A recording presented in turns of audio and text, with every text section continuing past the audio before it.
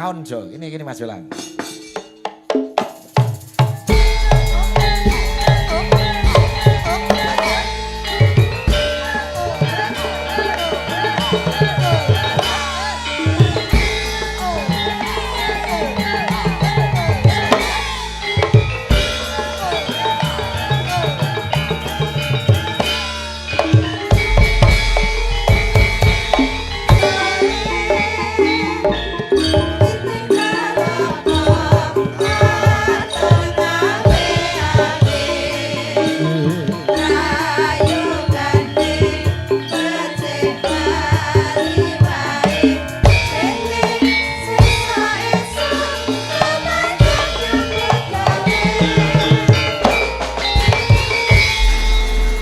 Alhamdulillah wa syukurillah sugeng dalu Mas Jolang. Dalu Pak Igit Mak Cangik Mbak Limbu. Ora nyono ora ngira iso sowan ana sambung sedan kene nggih. Masya Allah, nggih Pak Igit. Mriki kathah santri, kathah kiai. Mula aku ngajak kowe mergo kowe kuwi ya santri. Pangestunipun. Iya, kowe mbiyen sekolah ning Man gitu. Sekolah teng Man garapane angel terus kula ngalih nggone min. Lho. Men iki bakul kopi. Nggih bakul kopi Pak Igit. Tapi mergo awake dhewe iki hidup adalah pilihan-pilihan yang penuh perjalanan harus ikhlas. Waduh. Muni ikhlas iki ketok le fasih.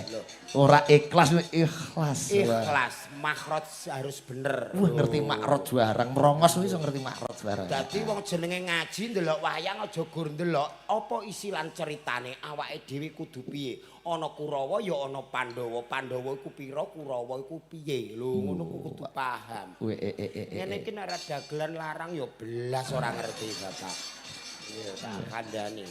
Sowan ana daleme Pak Haji Warman. Pak Haji Warman kula alhamdulillah delalah kula lerenteng mriku malah ana wong tuwa niku wau nakoki kula. Piye? Jenengan sopir dam nggih Mas. Bintang tamu dikira sopir dam. Ndak ndasku iki wis kaya apa watu teras ngono mbah piye. Ya Allah, kok miring iwa diarani kaya kabin. Masya Allah. Ning nyatane tak lirikmu bareng rene ya akeh ibu-ibu sing do njaluk foto karo kowe. Nek bareng kowe dandan ngerti nek kowe bintang tamu. Nggih, barang kula mriki terus dandan teng mriku wanding parkiran ibu-ibu do nyuwun foto, do nyuwun foto. Angger bar foto kalih kula tak lirik dihapus, bar foto kalih kula dihapus. Lah ngopo kok dihapus? Niku jarene kula elik. Ora apa-apa wis wong elek karo apik sing penting iki niat lan ijab kabule kaya manten sakloron nggih to Pak. Mas kabul kali Mbak Umi. Barakallahu laka wa baraka alaika bainakum fi khairin. Oh. Ya teteh jebule kowe. Heeh, ora pletoten.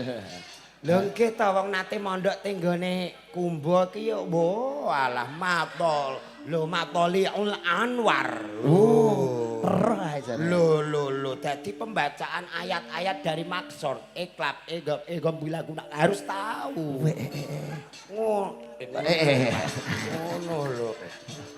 Dadi ki ya kudu ngaji nyedak kiai aja gur ming njaluk sakake, njaluk sakake. Aku ki nek umpamane diganjar sugih kaya Dalang Sigit, umpama diganjar duwe dhuwit akeh kaya Ki Sigit Arianto, sing tak utangi ku pertama kiai. Terus Tak dongakno ora kelar nyaur. Supaya apa somben tok kebagian amale. Ayo yi ape mlebu dhewe ning ndi ning swarga, utangmu ndi ora ndek dhuwit dikeki amale kiai. Lho ngono. ya didelok kiyaine sapa sik nek Kiai Jolang ya wegah. Alah nek kula niku anu kok Mas, jaba utang niku rak ya nek pas kepepet ning akeh kepepete. Ya dongake karo ngantene Mas Kabul karo Mbak Umi dongake sing becik-becik muga-muga awet nganti kaken-kaken ninen-ninen. Nggih niku dongane barakallahu laka wa baraka alaika bainakum fi khairin. Mugi Gusti Allah memberkahi dan menyatukan di dalam kebaikan mereka berdua. Amin. Kene ya Mas, kene kuwi awake santri-santri. Wong wedok-wedok iku mau angger tak liwati sret. Ana siji sing ketok rondok fasih. Barang tak liwati niku gendong anake karo ngemiki muni ngeten Mbak Igit. Piye?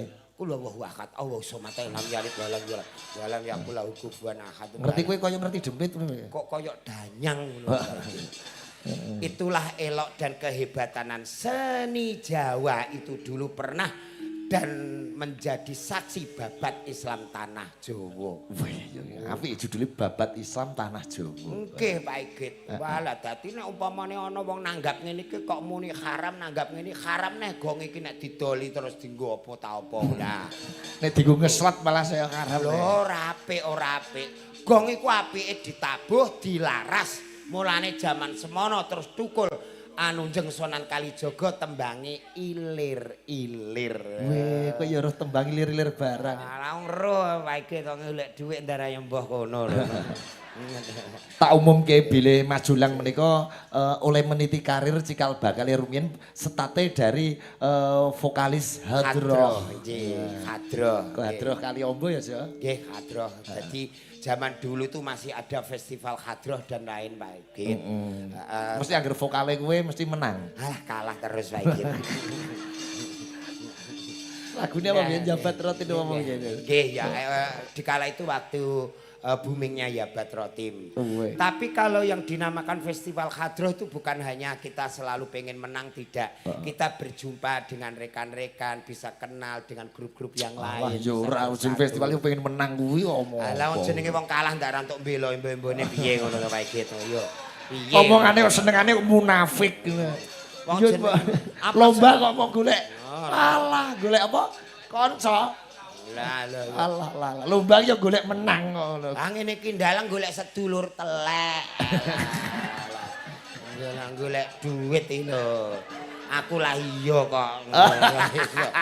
Ayo wong kabeh iku nganggo sarana to Pak Igit. Wong mulane awake dhewe iki mung iso muja marang Gusti Allah lan iso nyuwun marang Gusti Allah. Ora Gusti Allah iki bakal maringi brek, kula nyuwun duit, kula nyuwun ilmu, kula nyuwun pangkat mboten saged. Semuanya ada proses. Lho, ngono. Wong nek gelem proses insyaallah sukses. Kalau tidak mau sukses ya wong-wong sing kakean protes kuwi.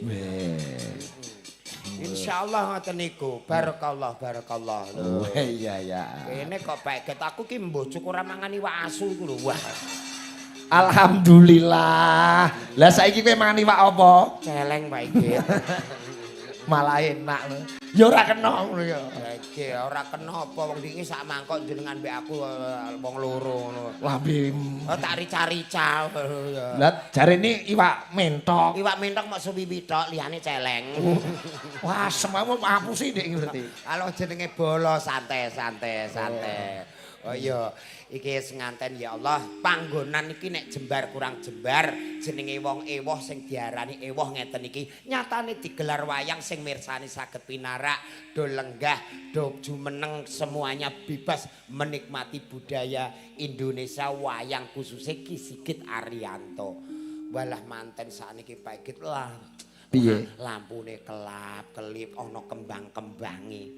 Beda karo nganten taun 70-80. Nek ngantenmu mbiyen piye, Jo? Ngantene kula Pak Igit neh kok wedding night. Piye? Jenenge omah niku dijeblak sing dibuntoni mek nggon gula. Diteteli kabeh gebyoke. Teteli kabeh dijeblak nggon gula. Amben iku ya mung siji ning ombu nang nggon tengah. Angger wong-wong daya wis do mulih ape wedding night ra iso. Lah piye wong bojoku malah awor. Bae Pak Nedi, Pak Nelik, Mbah Kung. Turu jejer-jejer. Jejer-jejer. Wis kene selak kudu wong wis bar ikrar. Dadi wis ape nganggo angil, tak antem krecek malah kenek bae. Bae tangi. Bae tangi. Terus muni piye? Ana apa, Cung? Mbah sampean mangalih kula kepengin kalih bojone kula. Wis terusno aku pengen roh polahmu. Walah. Mbahmu ya padha ae. Lho, kangge kepengin roh polahe. Mulane wong lanang ki nek wis ijab dan kabul iku kudu iso tata titi tataning gati nata ati. Lho. Qabil tu nikah wa taswijah bil mahri madhur halan. Ora rugi Mas Kabul nekake kowe. Yang artinya Oke. Saya akad dan nikah si wong wedok kuwi binti sapa dengan mas kawin tersebut tunai. kowe apal. Kene rabi pulak balik.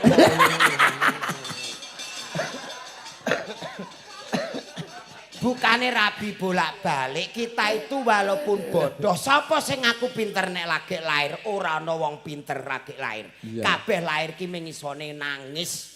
Lho nek wis kepengin pinter, ya kudu kumpul ana mulane ana tembang kaping telu wong kang soleh kumpulono. Soleh iku kok tegese yo mboten kiai.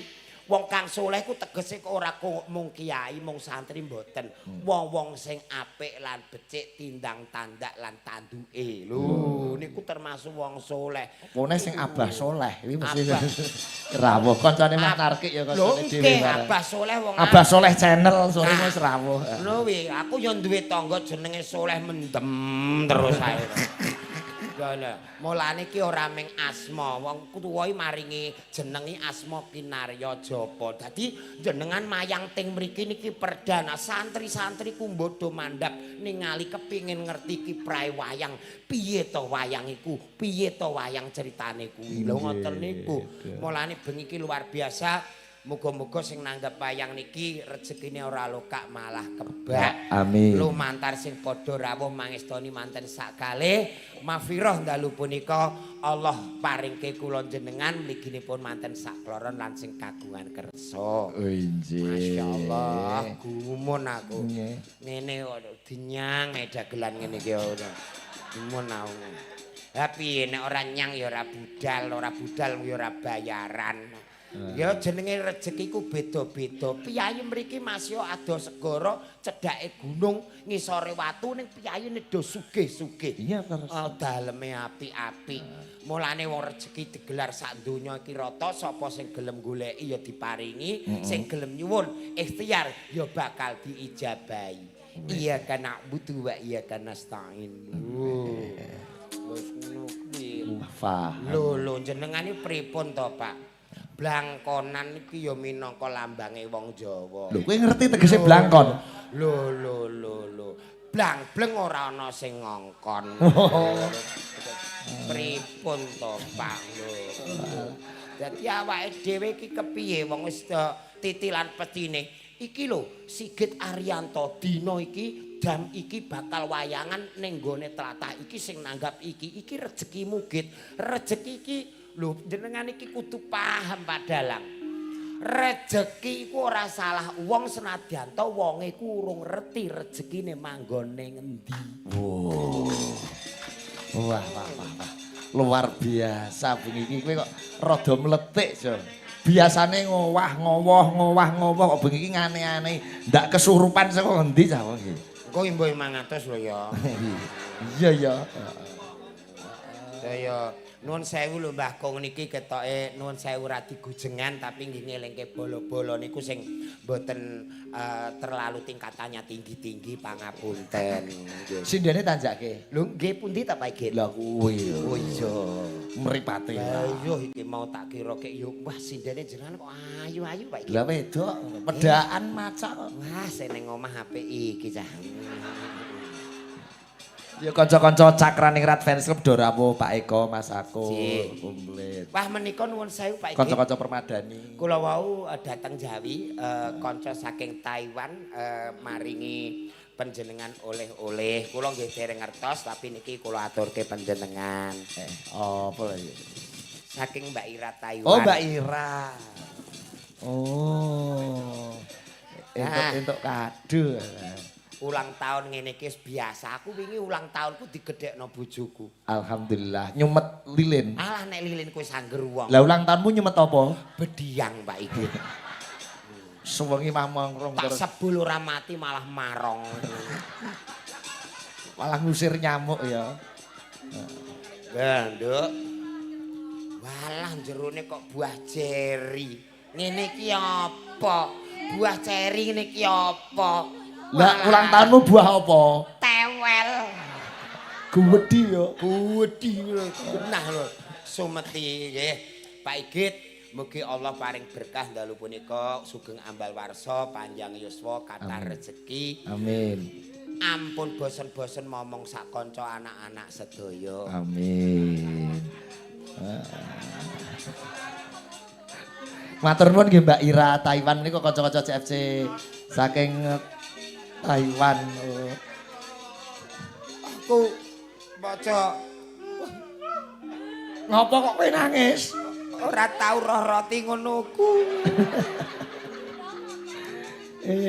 Nggih sembahipun Mbak Ira Taiwan nggih. Iki ceritane 8 Juni iki ulang tahunku sing kaping 47, Jo. Alhamdulillah Pak Igit. Wah, jan aku gumun umur 47 kok ya umur 32. Iya. Ngono. Dadi wong urip iki ancen nek kaya-kaya wae. Ngene ya Jo sindene ya Jo.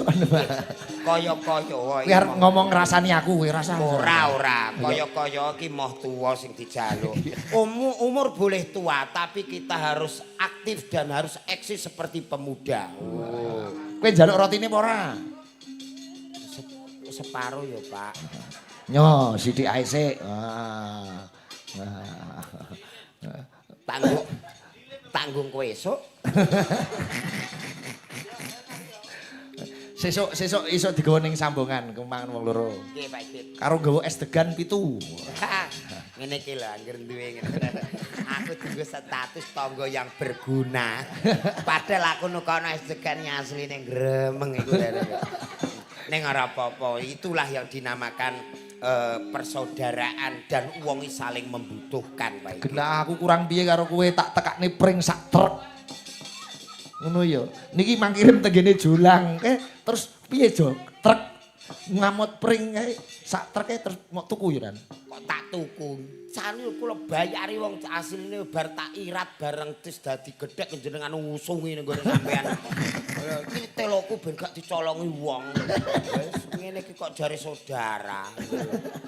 Iya, aku iki bolak-balik dibodoni ning kok gelem ngono lho. Heran aku. Kuwi nek gojek karo Julang niku wis awur-awuran ya, Jo. Nggih. Perkara poso. Ayo Jo, mokak Jo ning warung Endah. Dekne mlebu warung aku bablas. Dekne mokak aku ra sida. Alah, aku mlebu warung dekne bablas mengguri terus mangan wong. Nggih, nika intermezzo. Pak. Intermezzo. Ana Mbak Yosi Dian Pratiwi. Oh, nggih. Menika lagune sampun didraft kali Pak Warman wis kaya nanggap New Adela. Lagune wis diprogram. Nggih. Nika tembangipun apa mawon. Oh, nggih, kene ben jumeneng sik Mbak Yosi. Kene Mbak Yosi ingkang pundi Pak iki? saking Blitar menika ya, Mbak. Allahumma sholli wa sallim ala Sayyidina sayyidina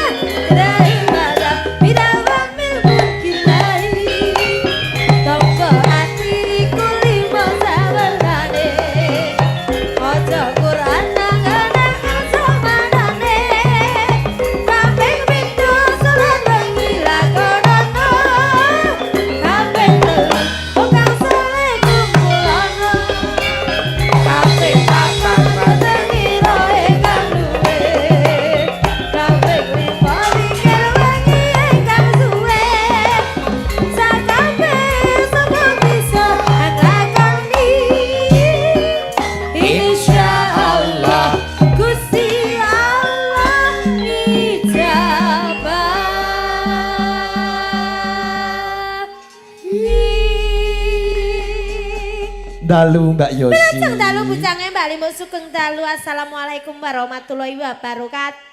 Waalaikumsalam warahmatullahi wabarakatuh. Waalaikumsalam warahmatullahi wabarakatuh. Sowan wonten dalipun Bapak Haji Warman dalah Ibu Hajah Sulasih. Nggih. Menika kagungan kersa ndhapke Mas Kabul kalian Mbak Umi. Paring donga menapa dhateng temanten kalih Mbak Yosi. Inggih dipun dongaaken keluarganipun Pak Warman Nggih. tansah ayem tentem bagya mulya. Amin. Temanten berdua rukun selalu. Amin. Sejahtera, nggih, bahagia donya akhirat. Saling menyayangi, saling mencintai. Lek gage gadah momongan pengen cepet napa mboten? Ya pengen cepat. Langsung cepet Oke. langsung cepet. Kadang ada yang mau program untuk kedepannya rasa program. Kene kok kowe ngatur mantene kono. Nek kanggo kuwi rasa program das langsung duwe putra karena anak itu suatu ikatan untuk suatu jalinan cinta kasih keluarga. Ngono ya. Emang iya. Iya. Menika requestipun, Mbak, menika sing Slendro Songo tak klumpuke Slendro Songo. Oke, siap. Menapa? Menika wonten kapilut kalian Slendang Sutra Kuning. Digarap Tayub. Wow. Wis. Iki Tayub Rembang, requeste Tayub Rembang. Ngaten rapopo. Tayub Rembang sing dhuwur engko ngisor Tayub Tuban. Wis diponto-ponto sebule. Oh, sampun piatur nggih menika. Nggih. Waduh, luar biasa. Nggih. Alhamdulillah. Nggih, menika pamundhutipun saking Pak Haji Warman kanthi gending menika kula kasuwun minangka pakurmatan. Pak Kunardi, Pak Mantan nggih kersa minggah panggung. Mas Manten, Mas Kabul nggih minggah panggung. Menika sampur kap. Nggih mengke kersane bawa riyen nek meh nembang lagi kersane minggah. Sampeyan Mbak Yosi bawa rumiyin. Emang enek bone? Ana. Gandrung karo Mas Jolang ben dienggo contoh Mas Kabul karo Mbak Umi. Masa Allah aku adek kon gandrung karo biawak iki ku nasib iki ku piye cah? Piye perkara rai. Iyalah, sembarang kula ya perkara rai, Mas. Aku terus mari ngono cantik kaya ngene lah, aku cantiknya Indonesia, eksotisnya Nusantara, seksinya benua Asia. Alah. Ya malah Mas, aku isin malu kok tak jak ning tindel tonggo-tonggo aku dilok. Tak kandhang. Mau aku dilok nih. Mbak Yosi cantik sekali kok nuntun kirek ngono aku pra yo isin. Tak kandhani Yos. Kene. Cek ganteng, cek ora. Nek wis dadi bojone, nek wis bar nikah. Sing dinggo yo gak raine. Lha apa nek gak raiku? Lho kok Mosok to rai diusep-usepno guling ra ora. Paling ra. Lah kok lek pada waktu berciuman aku peraya raine sing ditokne iku. Lah ciuman iki kis yo cukup rai, jenenge kis kasih sayang kan cukup. Aduh. Ma, aku pipiku kok lek yo mblarut kabeh. Sumpah ora nek ora percaya tak jajali. Dek iki wis tau kecantol untumu terus dadi wong ora percaya. Apapun yang terjadi malam ini gue percontohan etek-etek ya sing mesra Nadianto rada ngempet. Nah. Engko anu ya nek mutah alon-alon. Anjas moro. Anjas moro Pak. Nggih. Iya jenenge digandrung yo rene. Kok iso kowe kok malah nyawangi Indri malah jagongan karo Indri. Jaren karo aku. Kok kowe mutah. Patuta sing mutah yo Indri wong sing meteng Indri lho. Iki piye lah? Wong kok ora pas iki piye kuwalik. Yo karek malek lah ngono. Alah iya tah. Wong loro padha kucluke. Lah iya. Siji tangan kiwa, siji tangan tengen. Nah. Sen. Nah, deh. Mbah Paikit kalah rai menang nasib. Kowe gak adus pirang dina ambumu lho. Nyapa? Ambumu iki lho Pet mati 10 dina. Tayamum aku. Ngono mbok atus-atus semprot dodor. Lah omahmu ngarep embung mbok jegur embung. Lah iya to. Lah enek embung leh kae. Tak kandhani Yos. Iya. Asline sing mambu bathek ora kok kene, angin kok kono rene kuwi. Iso. Anjas. Ora samarai sing nembang Wis iso. Mergo aku sayang. Bojoku umpama ngene ngono wis. Kene. Piye? Bojomu piye? Bojomu umpama Yosi no piye? Ketok ya ora mungkin. Ketok ora mungkin. Lah nek mungkin terus piye? Walah kula nek bojoku kaya Yosi sumpah nasibku kaya kerupuk Bandung. Kok iso kaya kerupuk Bandung? Alum terus melempem cilik mati. Lah nyapa kok iso alom kulo nyapa wong aku ya wis cantik, rupa ya kena ditontonke wah. Sembarang aku ya iso masak pinter, nyapu pinter, umbah-umbah iso, manak iso, pinter aku manak setrika ya iso apa-apa iso. Kuwi sing marai aku cepet mati mergone apa? Apa? Ora mergawe ora ndek dhuwit, nah aku mergawe deg-degan lah ning omah ayu. Nyepaki tangga-tangga. Lah aku nek terus tanggaku roro ngene. Kotong. Kotong tak takon. Kuwi kodene Jolang. Yo ora forever and ever. Oh, lah. Iya, ini ra mangkat forever and ever aku. Jajal sih. Mbok sing mesra to kok kaya ape mbuak batang ngene. Nyekel yo ana jambek bojone ngene kok kaya terpaksa. Lah piye? Ayo sing mesra. Ayo. Anjas. Sing apik. Anjas mara hari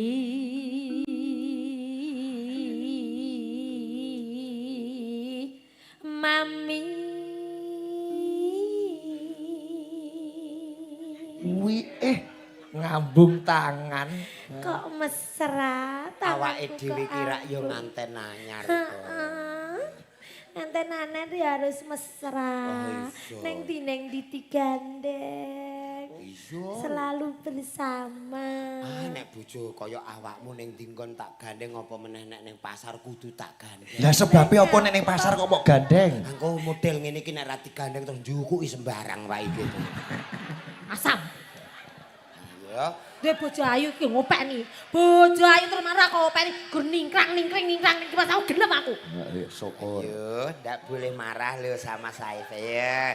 Ayo kalau marah, ayo malam pertama yuk. Ayo, ayo kok nek purek tak bacok lo. Ayo. Kok galak men murid dibacok? Lah piye wong jenenge iki medine karo kuwi ora sayang. Mbah. Ngene iki biasane ning pangkalan bayar lho. Kok iso ning pangkalan bayar? Tak kandhani. Masa Allah.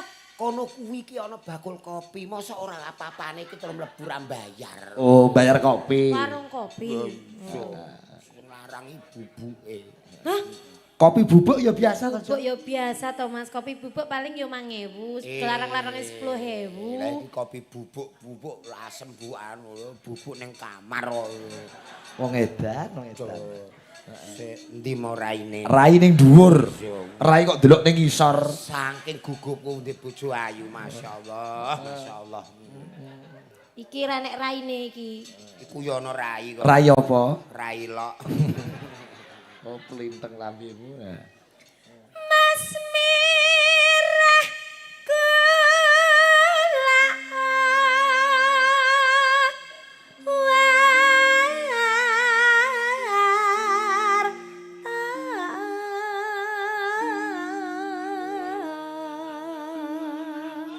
Lah lek dipoto Aku sing gandeng bocah eko sing nggawa watu. Arep gedhek dasmu. Ora kaya mangkel ngono lho Pak iki. Kaya mangkel ngono. ya ora mangkel ki jan ora trimo. Iya wong kene iki wis sabro nasib ku dhewe-dhewe. Wong kene iki sing bejo, awakmu ku nek ora tabah cukup istighfar. Kaya sikil di sikilku. Oh iki apa?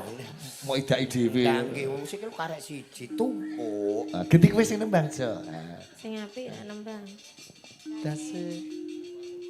Dasihmu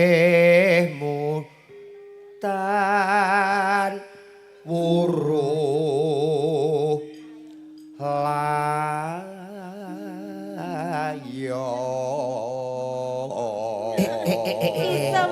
Iso. Ngene do alok Jo karo kowe. Pripun? Jebule karo ketoprak apik wayang ngene. Nggih. Dek wau sing ngguri do muni ngono. Piye?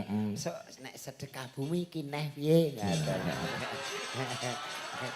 Dek wau sing ngguri lho. Ya sing nombok ya Pak Kunardi itu. Alah, Kuwi kerep nomboki biyen iki ora duwe acara apa-apa peresmian omah, wayangan, peresmian Pak mantan kuwi. Sugeng dalu Pak mantan. Sing di piyayine sing di. Mbah mantuk kabeh kok Pak iki.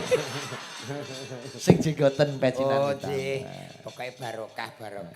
Ndik kae ngantos saiki. Pripun jolang mboten usah dijak.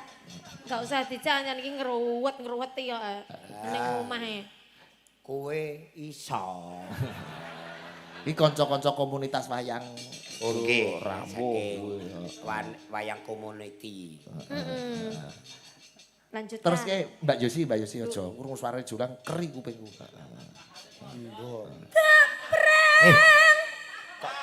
Sing gampang atos suarane.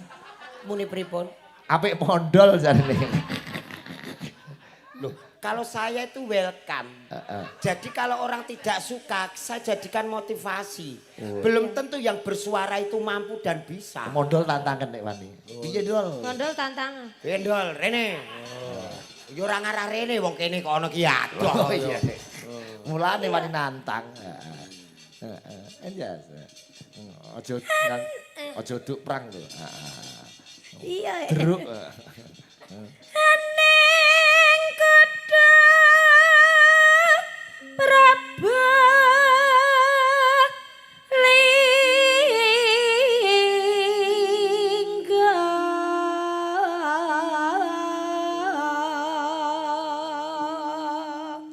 Kene sayang. nyandine Ora kita asmara wong ngantene lenggah ya awakmu mbek aku ya lenggah. Wah, Anu pengapite tibasi. Nah. Pengapite sapa nek kowe dadi manten? Mbak Ida. Wes. ngapite Apa lah ndek biyen aku dadi manten pengapitku malah hansip. kok iso Lah kowe kecekel kok. Kecekel apane? Kecekel. Kecekel apa wong aku iki turu ming kesuwen kok.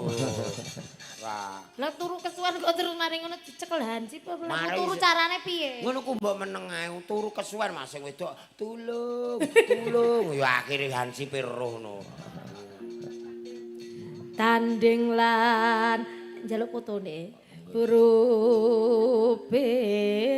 kok krap ya ma Ngapa, Yos? Alah kecantol untu lho Pak ngomongi Sepurane sayang anggikku kepengin koyok kae lho. lah untumu ki lho Rak lek diuntu kok maju-maju to. Mesti untu ki ditata, dipager nek perlu. Dadi niki ora metu-metu ngono kuwi. Nyantol sembarang dhewe gelunganku rusak. Wis pira sing kok rusak iki gelungan ke? Andane umpama ndi bojo gugah utawa sing wis ora diuntu ambek diuntu kaya aku mbok pilih ndi? Ayo milih ya.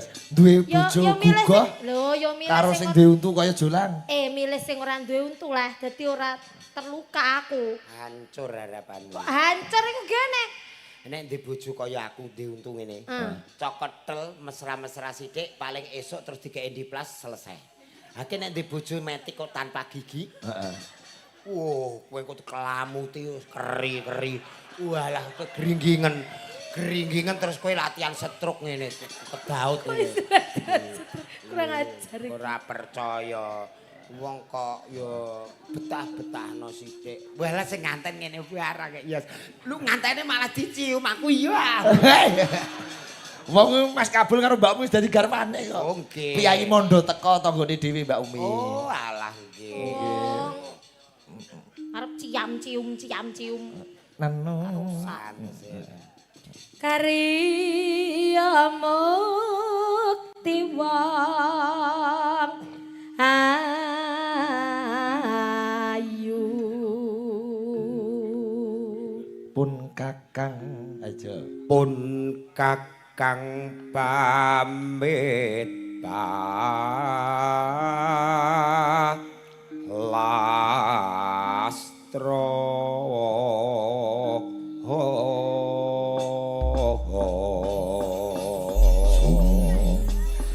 Sak lagu mengke nyun pakurmatan Mas Kabul kali Pak Gunardi Pak Mantan minggah panggung. Wah, digarap Tayo Rembang itu di sana ngono. Oh, Tayo Rembang. Selendang Sutra Kuning. Selendang Sutra Kuning lil. Nino nino neneng. Lagu lawas iki, Jawa. Lu awas pala. Nonen. Iya.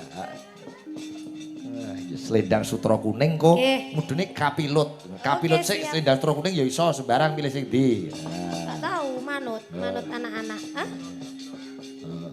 Lho, Sutra Kuning iki lagu lama. Oh, Selendang Sutra Kuning sik. Ya. Yo. Yo, buka bonang. Kapilut riyen. Kapilut riyen mengke mudune Selendang Sutra Kuning. Cocok. Cara Rembang Mas Bari. Yo.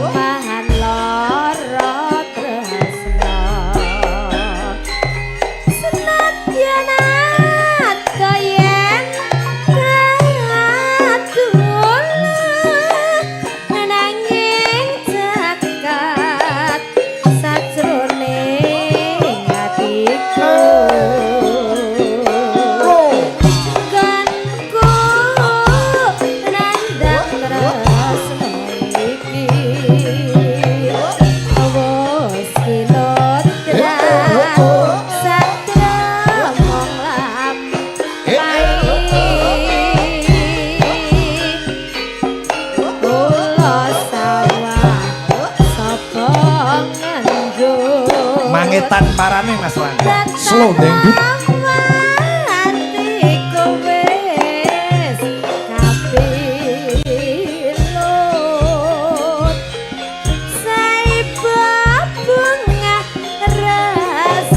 Selendang sutra kuning. Yang tak bisa sesandingan seliramu. Nek jelong.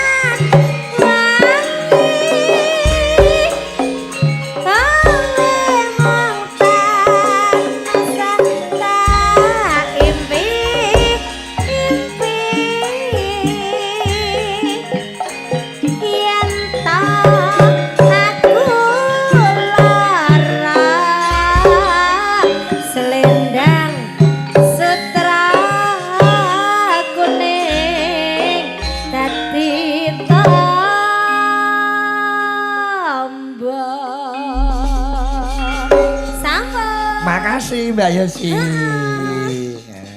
Luar biasa. Iki ana layang iki nganu ki mau wis tayu pancor Rembang digeser mara Tuban. Oh ngaten nggih. Collab, tegese kolaborasi. Nggih.